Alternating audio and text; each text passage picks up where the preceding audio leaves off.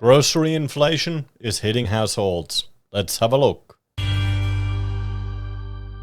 Hello everyone, Florian.Heise here, and welcome to another episode of HeiseSays.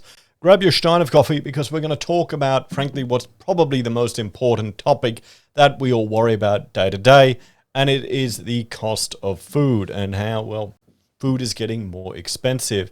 Now, I'll often advocate for a high meat diet or a carnivore diet or a ketovore diet. And the problem with that is, for all the health benefits, it can get expensive. Eating carb, cheap food is cheaper. It's that simple. So you kind of can fall into a trap, and then all, the health issues associated with that can be exacerbated with lower income people. It's kind of a problem. It's a nasty pattern. So let's have a look at this article, everyone, from news.com.au, written by Alex Turner Cohen. Now, before we have a look at that, I'm just going to bring up some economic data here, everyone, to show us what the CPI is. Hang on. There we go. You can see the CPI has shot up to about 3.8%. I'm just going to confirm that. I'm not imagining things. Yep, 3.8%. You can see it climbing up there, everyone. So that means that the 1.25% interest I'm getting on my ING account by jumping through 50 hoops still means I'm losing about 2.6 or 2.55% of the value of my money. Awesome. So, rising grocery prices hit households. There are fears Aussies could be lobbed with extra living costs as experts predict that grocery prices are about to rise. Do you trust the experts? I hope not. There are fears that Aussies could be lobbed with extra living costs as experts predict that grocery prices are about to rise. Supermarket giants, as well as independent grocery stores, could be left with no choice but to increase prices to stay on top of costs, according to Brian Walker, CEO from Retail Doctor Group. Margins at grocery stores are quite thin, and they're all about volume. When you get price pressures and price rises, supermarkets try to get their suppliers to wear as much of it as they can. Sometimes they have to pass that on to consumers, he told news.com.au. Well, Coles and Woolies, I think Coles are quite notorious for really putting pressure on their people. We're starting to see a creep now. We've also got shrinkflation. Oh, there you go. Shrinkflation. And you know what? There's a meme I'm going to bring up to everyone. We just discussed this on the Freedom Friday show here. Here we go. I'll show this to you. What inflation? A package of hamburger meat cost the same as it did last month. There you go. And for more of those fantastic and quite topical memes, jump on to our Discord. You'll find the link below, everyone. I just need to jump right back here. So there's some evidence of shrinkflation, which means if you buy a kilo of rice for $5 a year later, I buy 750 grams for $5. Quantities are reducing. Prices could start to rise by Christmas, particularly for vegetables, fruit, and beef. The most important one, the beef. The retail expert said the changes were the result of COVID-19, which has caused a cosmic shift in grocery production around the world. Long-term consequences of the pandemic, such as shattered international and interstate borders, labor shortages in the farming and freight sector, and increased fuel costs are contributing to the price hike. Mr. Walker said Australia had experienced a 3.8% rise in the consumer price index in a year, which was the highest increase since 2008, when the world was in the throes of the GFC. In the last quarter, there was a 0.8% rise. The CPI looks at the consumer groups, consumer goods and services purchased by households. However, it is worth noting it doesn't solely include groceries. ABS data shows households are paying about 3% more for fruit and vegetables over the last 18 months. In contrast, wages have only grown by 1.5% in the past year.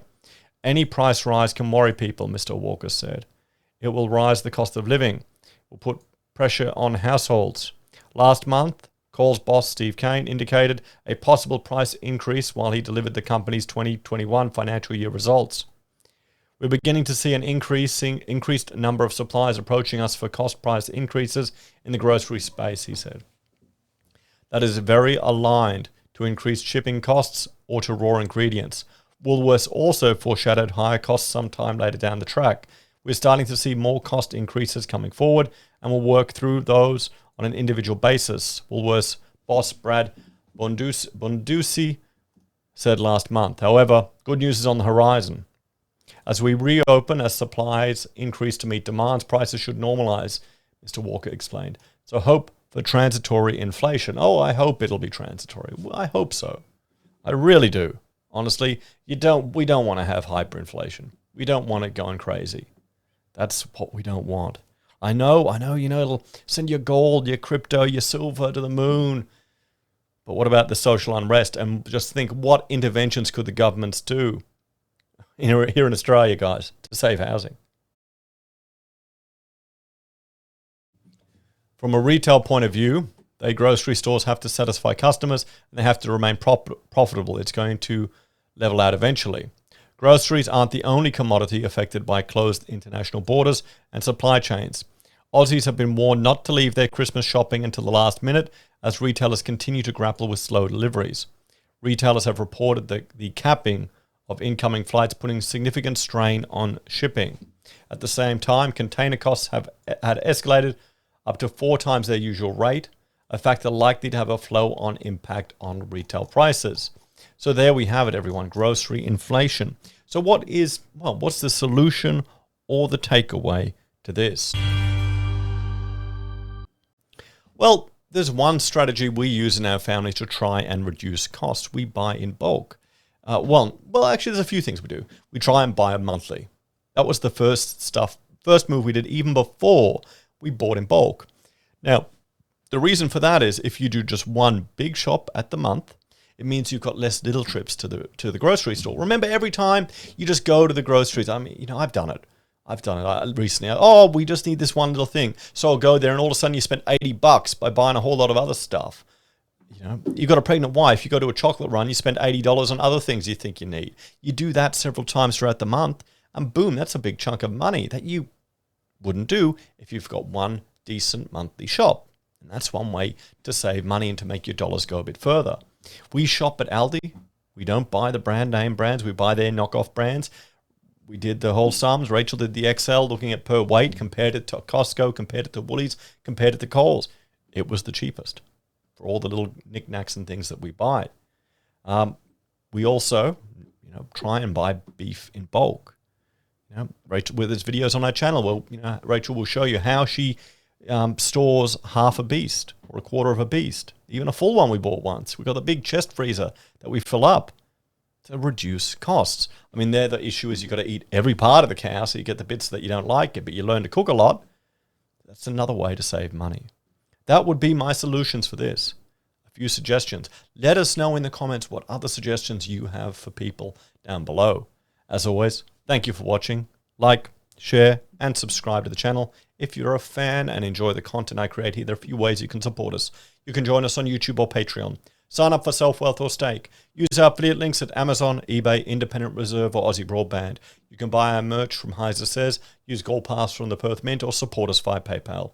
Take care, everyone. I'll see you next time. Bye for now.